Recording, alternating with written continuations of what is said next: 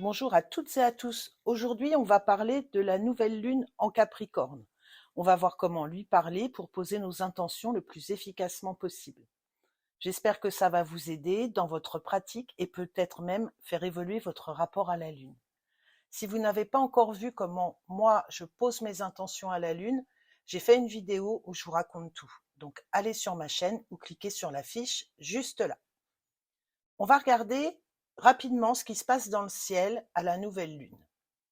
Donc on le voit, la lune et le soleil sont alignés de la Terre, on voit que la face cachée de la lune, bref, on voit rien. Mais on risque de le sentir car l'énergie du Capricorne va être multipliée pendant quelques heures. La nouvelle lune étant la première phase de la lune croissante, c'est le bon moment pour initier les changements et donc poser vos intentions. Qu'est-ce qu'elle nous apporte? La lune en Capricorne, c'est un signe de terre du plein cœur de l'hiver. Ces caractéristiques en font un signe dont la préoccupation principale, c'est la survie. Le Capricorne va donc nous aider à résister, à être endurant, focus, concentré sur nos objectifs. On ne se disperse pas avec le Capricorne.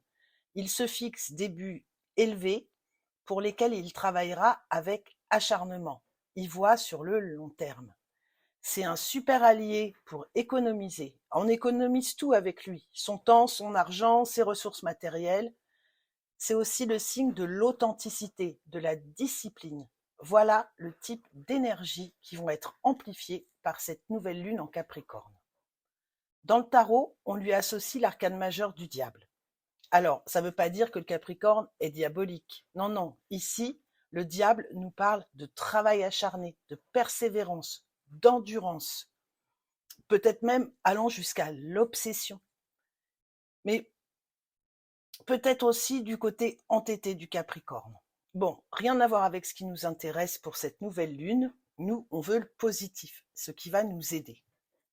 Il est parfois aussi associé à l'ermite, parce que le Capricorne a vraiment un côté solitaire.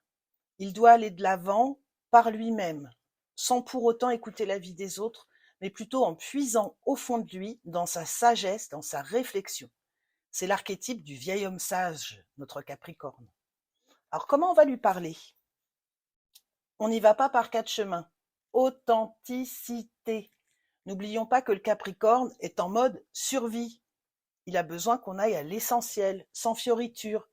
C'est la rigueur militaire, le Capricorne. Alors, des phrases courtes, des objectifs précis, des projets sur le long terme, tout ça, ça lui parle. Pour rédiger nos intentions, on utilisera les notions d'essentiel, d'économie, de planification, d'endurance, de force, de volonté, de projet sur le long terme.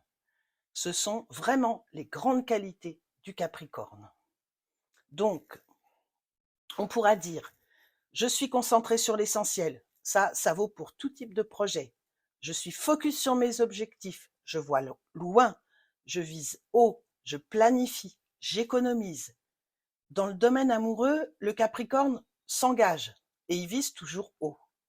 Donc, je m'engage, je me marie, j'emménage avec mon amoureux, mon amoureuse, mon couple est prospère et je vis une relation exceptionnelle. Ces relations avec les autres signes solaires et lunaires, c'est plutôt simple. La Lune dans le signe du Capricorne, elle sera plutôt bénéfique, évidemment, à la team signe de terre, Capricorne, Taureau, Vierge, et puis aux Scorpions et aux Poissons. Les signes solaires ou lunaires pour qui la nouvelle lune en Capricorne aura un aspect moins bénéfique ou moins d'influence, c'est les Béliers, Cancer et Balance. Alors maintenant, c'est à vous de passer à l'action. Mais pour savoir comment passer à l'action, on se retrouve très bientôt pour mon tirage de la nouvelle lune en Capricorne.